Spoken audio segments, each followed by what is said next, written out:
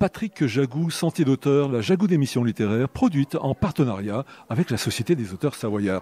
Aujourd'hui, j'ai le plaisir d'accueillir Sidonie Beauchaton. Sidonie Beauchaton, où êtes-vous née? Êtes-vous savoyarde? Je suis effectivement à 50% savoyarde, puisque je suis à 50% anglaise aussi. Mais je suis donc originaire de Thollon-les-Mémises. Et donc mon grand-père et ma grand-mère paternelle sont tous les deux de vrais Tologans. Ils s'appellent Beauchaton et Vezin, c'est dire. Sidonie, vous écrivez. À part écrire, que faites-vous dans la vie? Je suis archéologue. Je suis actuellement en train de faire une thèse de doctorat à l'université Lumière Lyon 2. Je suis en 4e année. Depuis 3 ans, je mène des fouilles archéologiques sur les abbayes d'Abondance et de Sixte-Fer à cheval. Et je dois bientôt terminer ma thèse dans les 2 prochaines années. Sidonie, dans quelles circonstances avez-vous commencé à écrire? Il se trouve que j'ai soutenu mon master sur le prieuré de Meillerie en 2012 et qu'à la suite de cela, j'avais une période d'attente avant de commencer ma thèse de doctorat. Et le désir d'écrire un livre est venu après la découverte d'archives du XIIIe siècle conservées à Turin et qui provenaient du prieuré de Meillerie.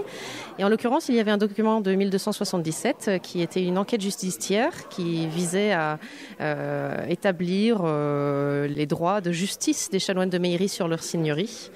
Et ce document était extrêmement riche en faits divers et j'ai eu l'envie de parler de ces événements, pas forcément historiques, mais qui sont très révélateurs de la vie à cette époque-là. L'histoire se déroule entre 1240 et 1245 et est tout à fait centrée sur le prieuré de Meillerie, qui était donc une dépendance de l'ordre du Grand Saint-Bernard. Il s'agissait donc d'une maison de chanoines réguliers, fondée dans les années 1130.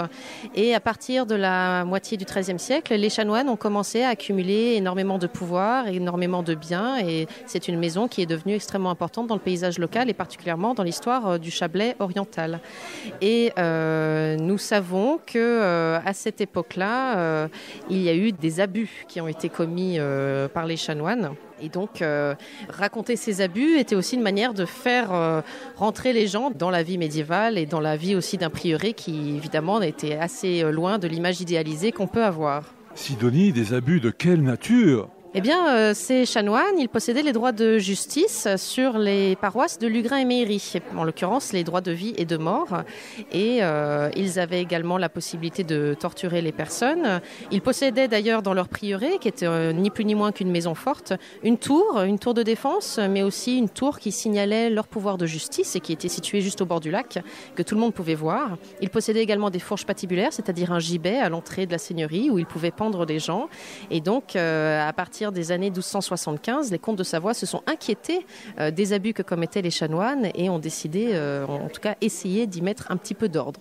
Chers auditeurs, nous parlions aujourd'hui de l'ouvrage de Sidonie Beauchaton intitulé Le prieur de Meillerie, publié aux éditions Cabedita. Sidonie, je vous remercie. Voilà, Sentier d'auteur, c'est fini pour aujourd'hui. Arvi les amis et à la semaine prochaine si ça vous dit.